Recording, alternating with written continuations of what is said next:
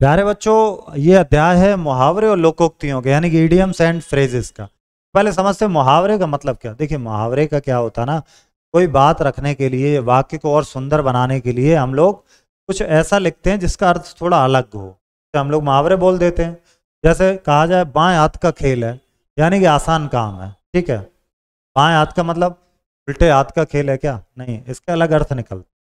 मुहावरों का प्रयोग भाषा को सुंदर, प्रभावपूर्ण और रुचिकर बनाने के लिए करते हैं, और इनका कोई विशेष अर्थ निकलता है, इसलिए इन्हें क्या बोलते हैं? मुहावरे।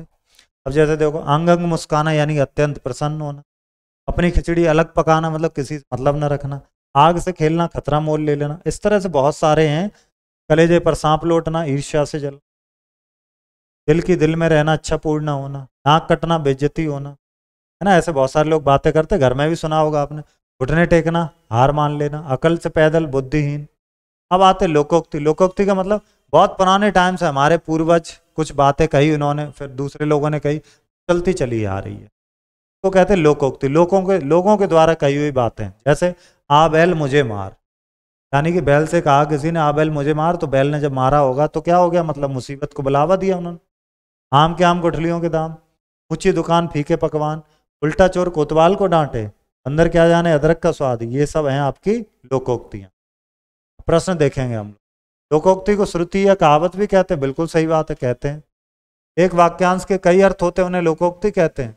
नहीं, मुहावरा वाक्य का ही अंग है। हाँ, लोगों में झगड़ा कराने वाले शब्दों को मुहावरा कहते नहीं। लोकोक्ति स्वयं में पूर्ण वाक्य है। आगे देखो, कलेजे पर सांप लौटना यानी कि ईर्ष्या होना,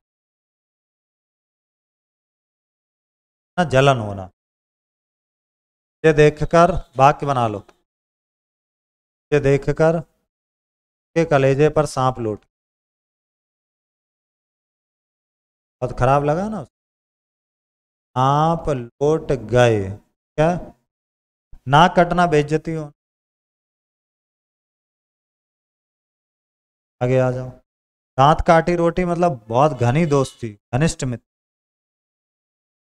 दोस्त है एकदम, साथ साथ खा रहे। गर्दन फंसना मतलब मुसीबत में फंस जाना, दिक्कत में आ जाना, दिक्कत में पड़। नाक में दम करना मतलब परेशान।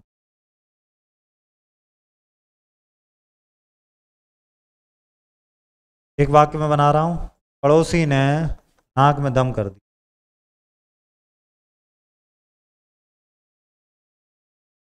ठीक है, आगे बढ़ते हैं।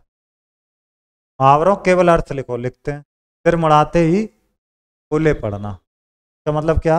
अचानक से मुसीबत आ जाना।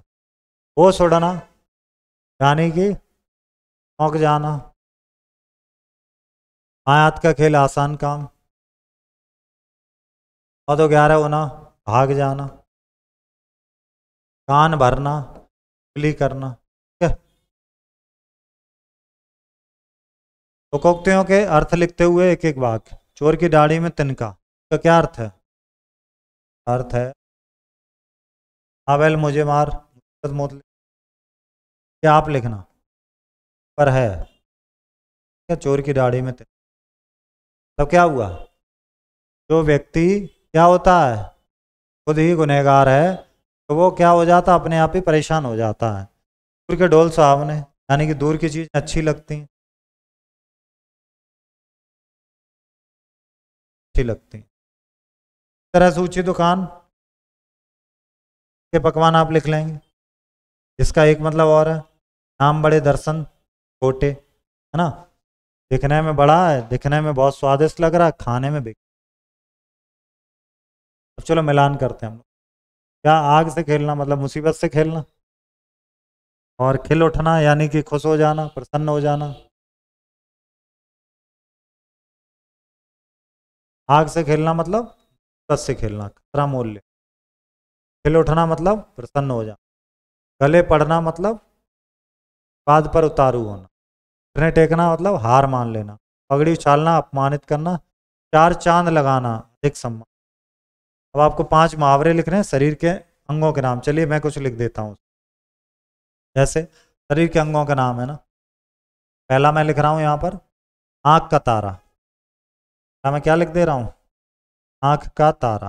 पहला लिखेंगे हम नाक का तय। दूसरा देखिए नाक में दम करना, तीसरा कान भरना, चौथा बाएं हाथ का खेल, पांचवा गले पड़ना।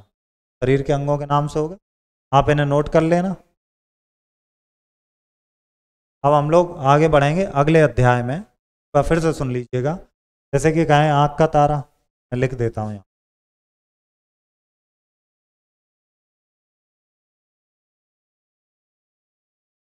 आँख का तारा, फिर नाक में दम करना, फिर बाएं हाथ का खेल, फिर कान काटना, फिर एक और कान से लिख दें कान भरना, या हम लोग लिख सकते थे गले पड़ना, जो मैंने बोला। लेंगे अगले अध्याय में। धन्यवाद।